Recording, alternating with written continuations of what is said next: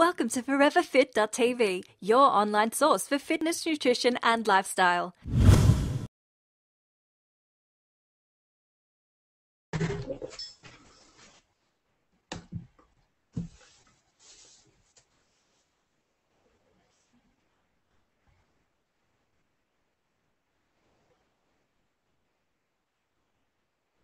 Welcome listeners to episode number 9 of your favourite health and fitness podcast, Forever Fit. This is a weekly show dedicated to bringing you advice to help you get in the best shape of your life. I'm Nicola, and today we are going to be talking all about clean eating. What is it? It's such a common phrase amongst the websites, the blogosphere, the internet, the newspaper. It's everywhere. What is actually clean eating? And like anything, there is so many different meanings and everyone's got their own terminology and what it means for them, and you go to one website and it might be different compared to another website. You might read a book and it means something different to somebody else.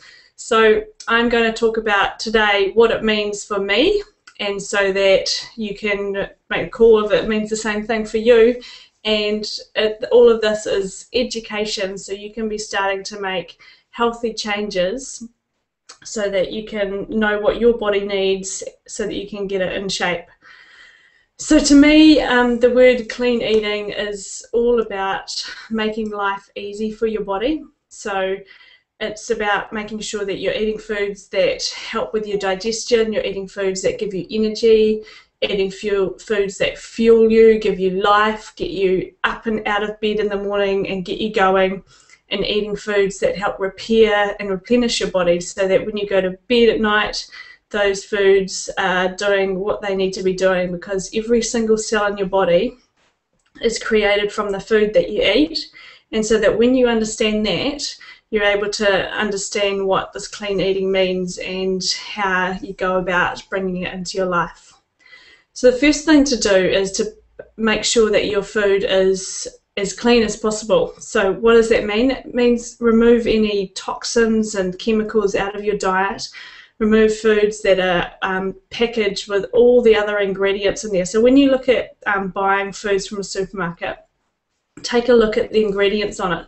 What is packaged up in that food? What else? What are all the other ingredients? Does it contain do you know what the words mean on the back of that packet? You know, get rid of all the crap food out of your diet and just eat the really pure stuff. So eat the meat, the vegetables, the fruits, the good quality fats, the nuts and seeds, and make sure that your food is as clean as possible. So remove those toxins and chemicals. And so that's all your preservatives and additives that come in a lot of store-bought products. So that's the first thing you need to be doing in terms of the word clean, is just get rid of all of those different additives that are in your food and get into making food that you know what the ingredients are, food that you make at home. I mean, a lot of us are really, really busy, and the biggest excuse I hear people say is that they just don't have enough time to cook or don't enjoy cooking. If you want to get your body in shape and you want to get your body healthy, then it's a must. You have to learn how to cook. You have to know what goes into your body, and you have to take the time to learn some recipes, find recipes that work for you, learn to love food, because when you get past this milestone, it makes life so much easier for you to be able to be putting good food into your body. If you keep using the excuse of just hate cooking or you can't cook, you're just going to stay in the same pattern. So switch your thoughts around and just learn to love food and love your kitchen, and learn to learn how to cook really yummy food so that you can get your body, so that you know the foods that are going into your body, because it's way too easy for you to buy the store-bought foods or to buy your takeaways and with all the hidden things that are in the sauces and mixes and everything like that. So just get right back to basics. Cook food that your nana's nana would have eaten, maybe a bit more creative, and just really get to know your kitchen and play with your food. It is fun when you get to be creative with food. There's no right or wrong way. You just sort of get a recipe book and look at some of the ingredients and get a good rough idea of what goes into it, and just throw some things into a pan, see what happens. you pretty fast learn from your mistakes, and that's how you can get to really start enjoying food. It's just like, it starts with a canvas, just a bit of meat, some vegetables, and then throw in some spices, some good quality oils, some fruit, and just all natural ingredients, and before you know it, you've got something amazing on your plate. And it might take a couple of weeks, you might be a few failed experiments, but that's where you start, is you start to really start cooking good, yummy food that you know the ingredients are in it. So step one, get rid of the packaged foods and just put really good foods bring them into your house, the pure natural ingredients, and then just start to really learn how to cook and learn how to, it's such a simple task. Every single one of us needs to know how to do, and the sooner you get past that milestone of thinking of it as a chore, the sooner you're going to get yourself on the path to being healthy and getting your family healthy as well. So take those that as a wee starting point, and then some other things to think. So first, like clean eating to me is removing all your chemicals and your toxins out of your diet, and removing the additives, and just making sure it's really pure, yummy food that you know the ingredients that are in it. So then we want to know what types of foods we need to be eating. So think of your good quality grass-fed meats.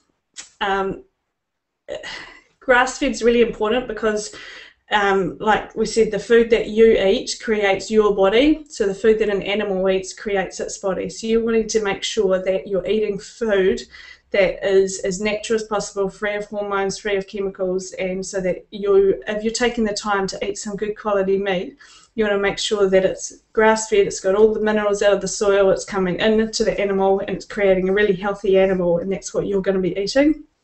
And so making sure you're getting lots of good quality meat into your diet is crucial. Protein is so important for your health. It helps build your muscles, it gives you energy, it helps repair your body. And without a doubt, if you are wanting to get your body in shape, then you need to be including protein with every single meal that you eat. So starting with breakfast, you need to make sure that you're not having your cereals and your toast with peanut butter on it or something awful like that. You want to be making sure that you're having some really good quality food in there. So you could be starting your day off with eggs, you could be starting it off with some meat, you could be starting it off with some really yum homemade granola using nuts and seeds. You could be starting off with vegetables. Basically making sure that you're starting your day off with really pure, natural, clean food is going to give you the best start to your day. And like I said, with that protein in there as well is really, really crucial. Next thing you want to make sure you're adding into your diet is good quality vegetables, heaps of them. Vegetables in every meal again. So that's vegetables from the earth, vegetables that come from the below the ground, above the ground, and making sure that you're getting a full range of vegetables into your diet. So vegetables have so many different minerals in them and vitamins that are really powerful for your body, and the more vegetables you eat, the better.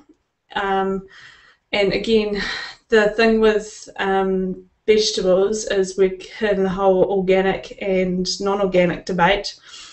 Vegetables, organic has got far more nutritional value and far more benefit than non-organic. You're getting rid of all the chemicals out of your diet, but it is expensive.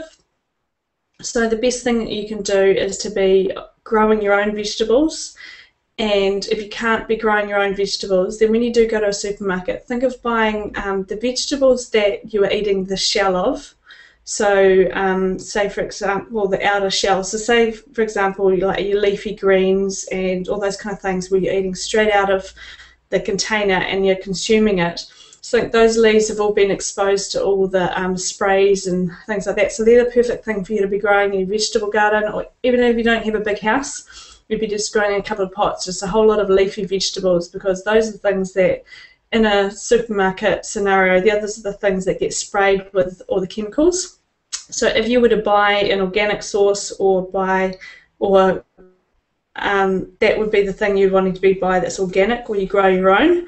The things that have an outer shell that are kind of protected from all those sprays are your things like your bananas and what else has a shell? That you're able to peel the outside off to get rid of the some of those chemicals. That's what you're wanting to be. That's what you could sort of save yourself a little bit of money with, is possibly buying the non-organic. Obviously, if you can afford it, then buy organic all the way, because it's definitely got all the removing all the chemicals and toxins out of your diet, and you know you're getting a really good source of food.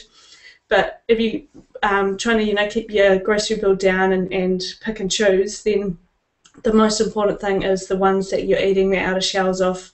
Make sure that you're just removing those chemicals out of your diet and either growing it yourself or peeling it. Peel off that skin layer that could have the stuff that you might not want to be consuming. But it is really important that you make sure you get your vegetables, so don't make it too complicated on yourself. Just get the vegetables into your diet and get it in every meal. So your breakfast, your lunch, your dinner. We get wrapped up into thinking that breakfast needs to be packaged, it needs to have a whole marketing campaign, and it needs to turn you into an Iron Man or something like that. But the sooner you understand that that is marketing, the sooner you're going to be able to get your body in shape. So do not buy into what you see advertised on TV. Just think of the real food, having really good quality meals full of your vegetables and your protein, and that's what's going to start you off your day. If you get stuck and you're kind of just wondering, how do I have this for breakfast, make sure you do check out my site, foreverfit.tv, because this is where I make it easy for you. I put up recipes every single week.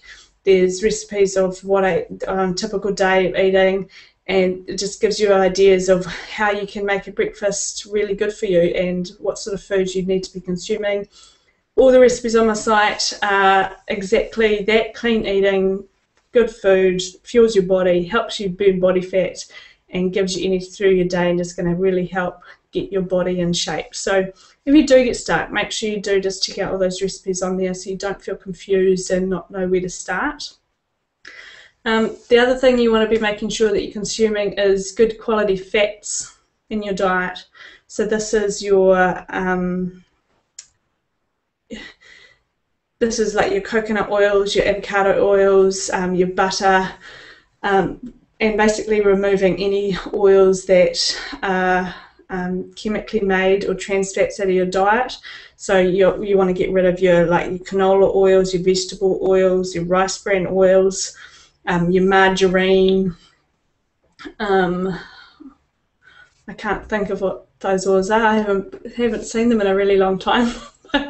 But your good oils are, and oils not to be afraid of, are like your coconut oil, your butter, olive oil, avocado oil, your nut oils. They're really good for you, and so make sure you're consuming those type of oils in your diet. And don't be afraid of a little bit of animal fat. It is good for you. We grew up since caveman days eating animal fat, and you want to make sure that you've got at least a teaspoon of good quality fat in each meal of your day. So the low-fat diets don't work. Diets that contain good quality fat are really, really important for you. So I've got, again, lots of posts on the site that just reiterate the types of fats and oils that you should be consuming, and in particular the powers of coconut oil. Coconut oil, yep, it's a saturated fat, but what we know today through all the research and the data is that these types of fats can be good for you, and that these types of fats are important for you to have into your diet. So, but the types of diet fats that you want to remove are like your trans fats. So those are the fats that have been really chemically processed. They're highly refined oils. That's your canola oils, your vegetable oils. They're the ones that have just been stripped of all of their nutrients, and they are incredibly rancid. And so that means that they basically they cause you to age faster, and they're quite toxic in your body. So these are the oils we want to really remove from our diet and just start eating good quality, real oils that are good for you. So think of, avocados, have them in your day, have, cook in coconut oil, because coconut oil is incredibly stable under heat.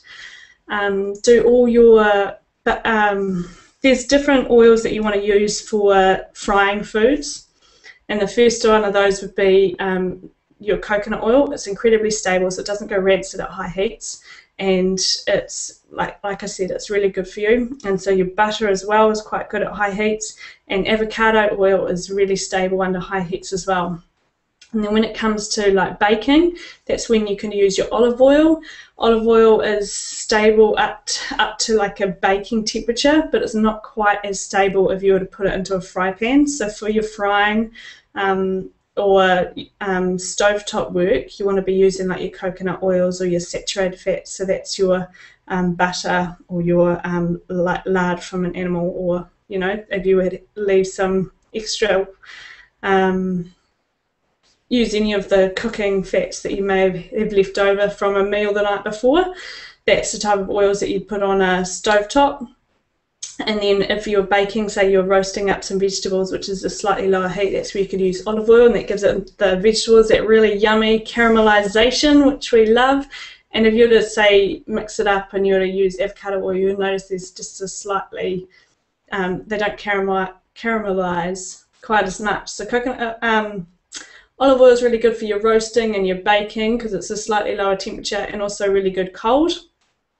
And then your avocado oil is also good for both your stovetops and your cooking in an oven as well. So where you use your oils is quite important, but if you were to just know that using your coconut oil is fantastic for both of them. However, coconut oil does go hard when it's at room temperature because it's saturated fat, 92% saturated fat, so it does need to be heated, but it's fantastic to be used in baking as well. You could substitute your coconut oil for your butter in your baking or any cooking, and also it's just making sure you've got some good quality fats in your diets. Also your nuts and your seeds are good quality fats, so a serving of nuts would be about 10 nuts, and so like 10 almonds, and you're having that as a good source of fats for a meal as well. So if you were to have an afternoon snack of nuts and some fruit, that's about 10 nuts, which is about a really good serving size of your fats there. Then if you were to add in some fats into your other meals, it's like a teaspoon sort of serving per meal. And I mean, it's not going to be a big deal if you go over that, but having some good quality fats in your diet is really important because fats are you're fuller for longer. Fats are really important for all of your hormones. Fats are important for your skin health, just your overall health. It's really important to make sure that you're getting fats into your diet. And then you've got your fruits, your nuts, and your seeds as well. So they've got other powerful nutrients in there, like your zinc and magnesium coming from your nuts, and your fruits as well, getting some good vitamins and minerals. So those are the things you'd have a little bit less of, 1 or 2 servings a day. And then most meals are made up of your protein, your vegetables, and your good quality fats and oils. The reason... So that to me is what clean eating is all about. It's making it really simple so that digesting food is really easy, and it's a really anti-inflammatory diet. It's a diet that helps your body heal. It's a diet that helps your body just work properly, and it's a diet that fuels your body with energy. And so it's removing all of the toxins, the chemicals out of your diet, and just making sure you're eating food that's really simple to digest, so that all the exercise that you're putting in is actually going to pay off. It's going to make, because your body's functioning optimally without all the stresses of foods that it has problems with. So it all comes back again to why we want to do this. So a clean eating diet, to me, you may have heard of the words paleo or primal. This is what a clean eating diet is to me. It's a very paleo primal diet, and it's understanding what foods work for your body, and knowing and understanding your body is really important. So I haven't mentioned the word grains and I haven't mentioned the word dairy, because these two things are foods that do inflammation in the body, and there's a lot of people who are intolerant to them. So by cutting them out is your best way for you to understand whether or not you can tolerate them. And all the grains that are in the market, grains are absolutely everywhere. If you go into a supermarket, they are all packaged goods, and they are the things that are causing us a lot of the health problems in today's world. So this goes against what you might hear, that there's a lot of conflicting issues about grains, and it all comes back to understanding what works for your body. The problem with the grains that are available in today's world are the grains that are incredibly, is the fact that they're in everything, and they're incredibly highly processed, highly refined, and they end up containing absolutely no nutritional value whatsoever by the time you eat them. And grains are also cause a lot of inflammation in our guts, because most of us have problem digesting them, and the reason we have so much problem digesting them is, I'll go into a bit deeper, is talking about the things that grains contain. So firstly, grains contain a thing called lectins, and these are bad because these bind to your insulin receptors, and they attack your stomach lining, and they can cause inflammation in your stomach lining, which causes your leptin resistance. And this is really important for somebody who's trying to lose weight. It's really important for your metabolic rate. It's really important for you to be able to use your food as fuel.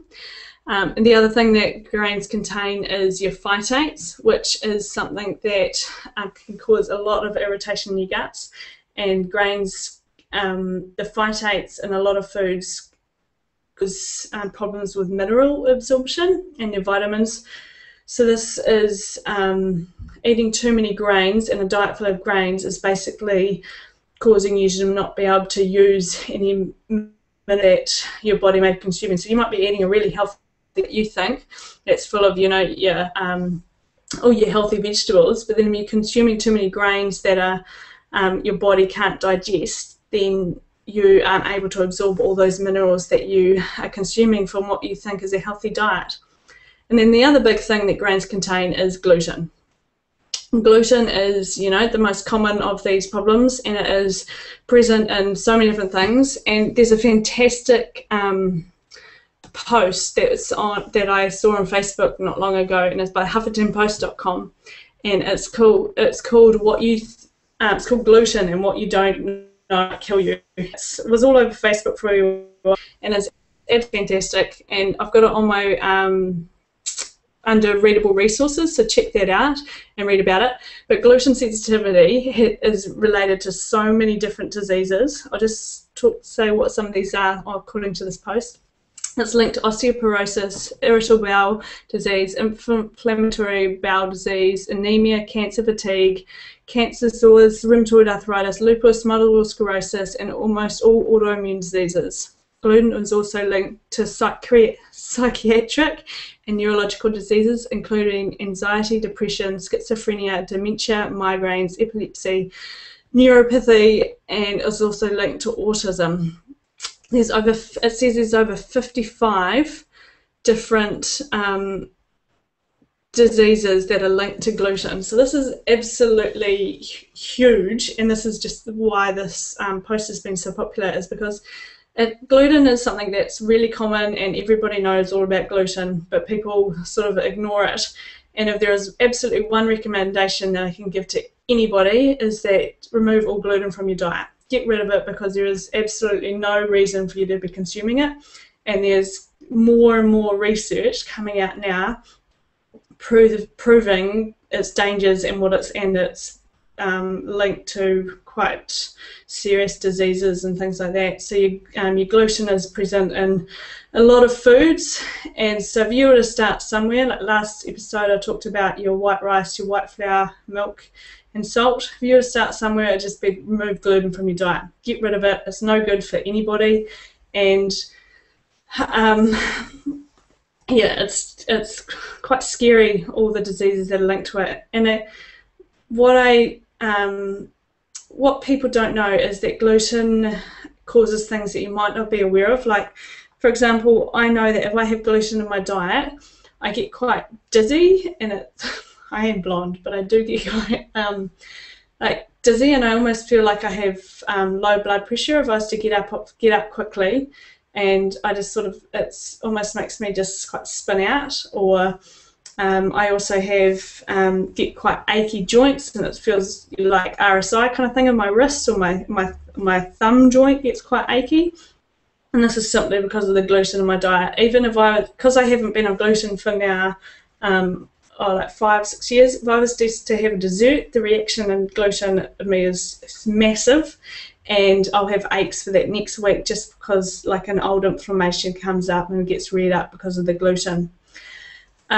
So you've got your lectins, your phytates, and your gluten, which are present in your grains. So these are all things that are present in so much supermarket food, like that was commonly bought.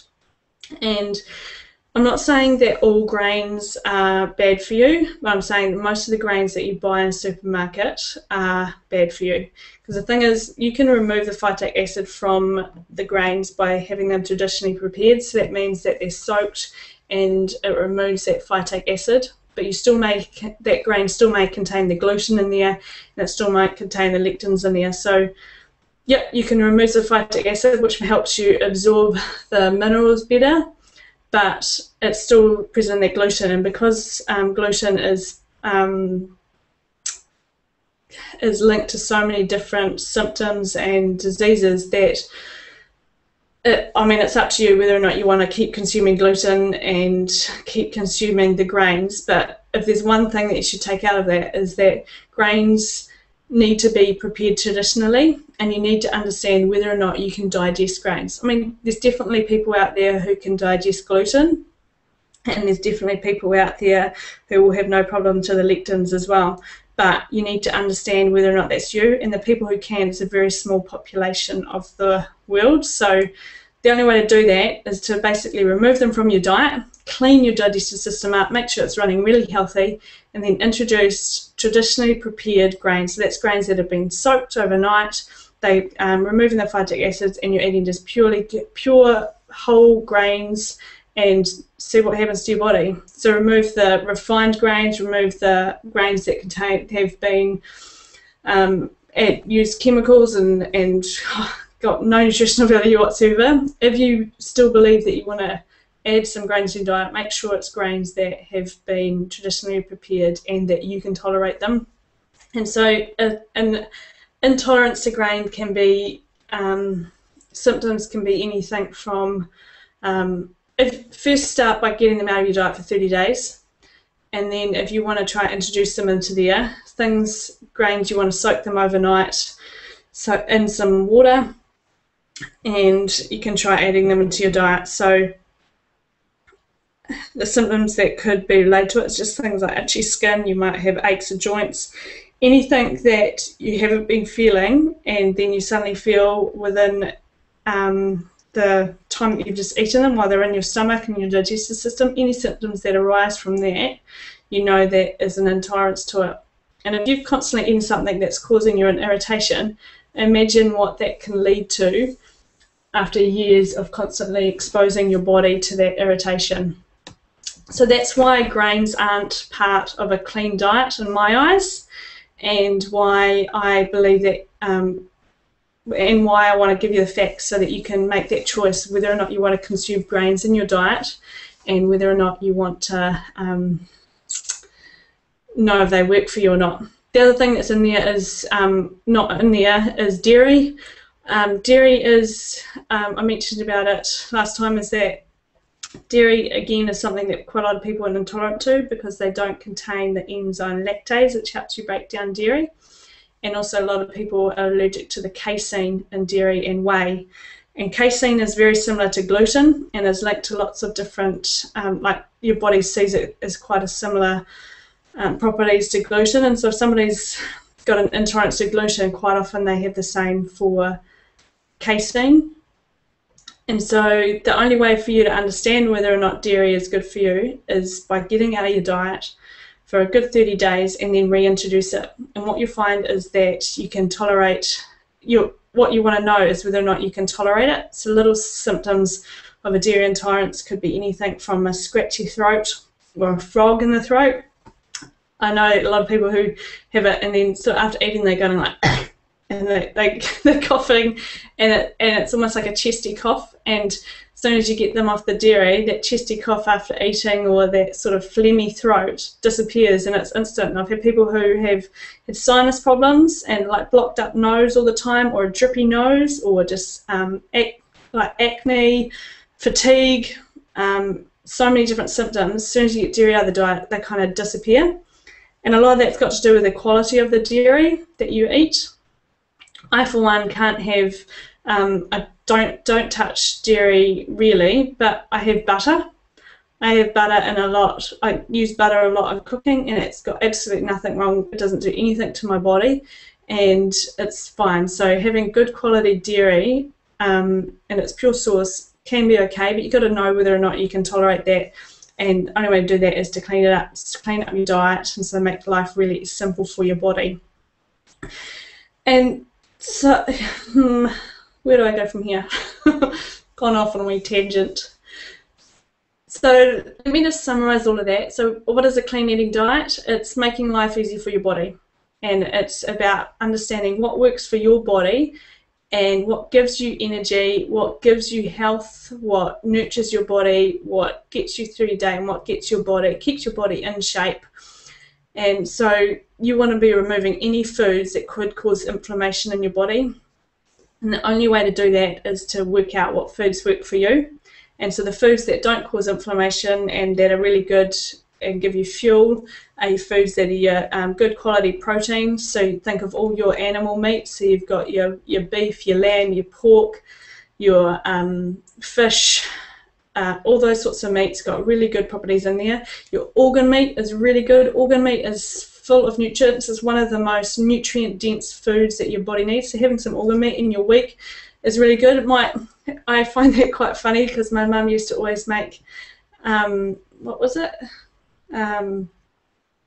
Kidney and bacon, or liver and bacon, or something like that. And as a kid, it would make all of us kind of want to be sick. But the wheels have turned, and Mum would be very proud to know that trying to eat liver at least once a week in my diet, and I've completely changed. My taste buds have changed, and having some liver meat, I hide it in foods, and like I might make a stir fry and I chop up some liver in the food, and it makes you feel amazing. There's such a nutrient-dense food, and having that in your diet is really important. Then all your vegetables and your meats, all your vegetables, eating loads of them, good quality fats, making sure you're having that in every meal, because that makes you feel fuller for longer, and it's really good for you. And then your fruits and your nuts and seeds.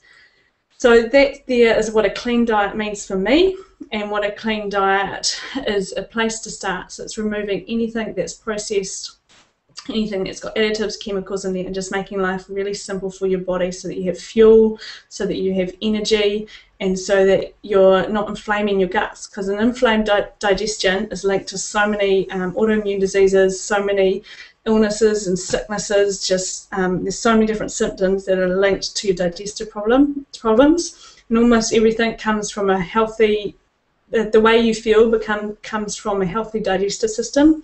So that's why clean eating is really important. So taking the time just to work out what foods work for you, get your body functioning optimally, and that is one of the best things that you can do. And then if you want to try and introduce foods later on, then you've got a clean base to know, and you're able to work out what foods actually work for your body. So clean eating, that is, I hope I have explained that all right. Yeah, if you have got absolutely any questions at all, make sure you do just get in touch, because that's what I'm here for. Online personal trainer. I am there to help make it easy for you, so that you can understand what is the right advice and what is wrong advice, because there's so much conflicting information out there. I also try and make it as simple as possible with my website. I've got all the recipes on my website, because you may be thinking, okay, well, what do I have for dinner now? What do I have for breakfast? You've just told me I can't eat what I normally eat. What do I eat now? So that's what I've got, hundreds and hundreds of recipes on my website.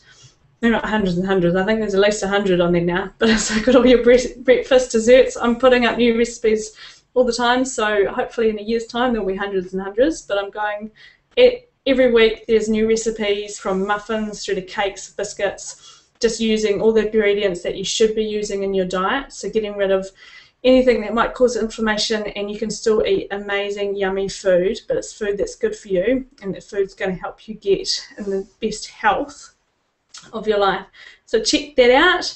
And next week, really excited, I have our first special guest on ForeverFit.tv podcast, and it is Dave Chain, and he is going to be talking all about adrenal fatigue. And this is a perfect carry-on from this, because when you are eating the wrong foods and doing the wrong exercise and you're running a stressful life, then you do become very fatigued, and your adrenals can burn out. And I've been through this myself with my life, and just, you know, running on the edge of things, and you just do get completely whacked out. So Dave is going to be coming in. He's an absolute guru. Can't wait to have him on board, and we're going to be talking all about what adrenal fatigue is and what it means and how you can avoid it. So look forward to that for the next episode.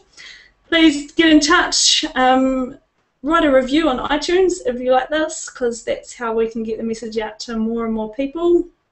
Got any questions, make sure you send them in, because very soon we'll be doing a listeners' question podcast, and look forward to that as well. Have a fantastic week, and I will be back next week with Dave Chain and Marie McCarthy. Hopefully she's back from having her wee man, and we'll talk soon.